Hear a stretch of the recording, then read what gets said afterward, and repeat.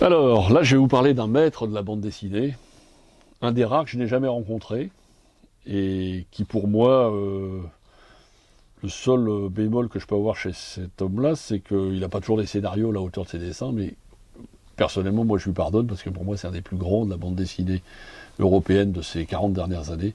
C'est le Grand Prix d'Angoulême de cette année, c'est Monsieur Herman. Alors je vous présente juste 2 albums de lui, parce que Monsieur Herman, c'est, pour les plus anciens, c'est Bernard Prince, Comanche et Jérémia. Je vous présente la dernière qui vient de sortir, signée Herman et Yves H. Yves H étant son fils.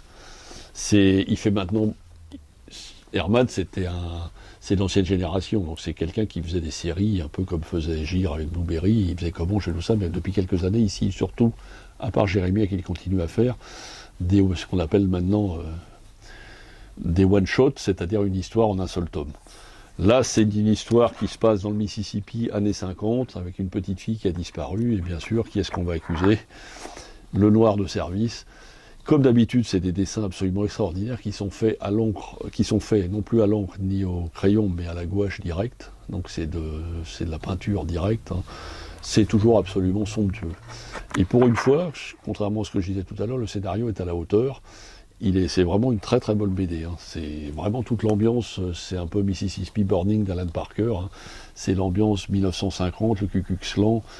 La petite fille qui a disparu, on sait très bien que c'est des blancs qui sont morts, qui sont des coupables, mais il va falloir qu'ils trouvent un bouc émissaire, et ce qui porte le nom du livre, Olpa Anderson.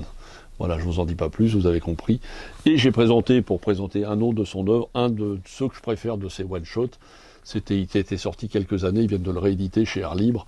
C'est Lune de guerre avec Monsieur Van Damme au scénario, Monsieur Van Damme, Monsieur 13, Monsieur Largo Winch et tout ça, donc un scénario un peu plus basique, une sombre histoire de vengeance pendant un mariage, c'est absolument décapant, et ça flingue à tout va, hein, mais avec toujours le même, très différent de l'autre, et puis très différent de ce qu'il fait maintenant, parce qu'il a déjà quelques années, mais le dessin est toujours époustouflant. Donc c'est quelqu'un à qui on pardonne tout, même ses faiblesses parfois de scénario, parce qu'il a un dessin qui est absolument génial.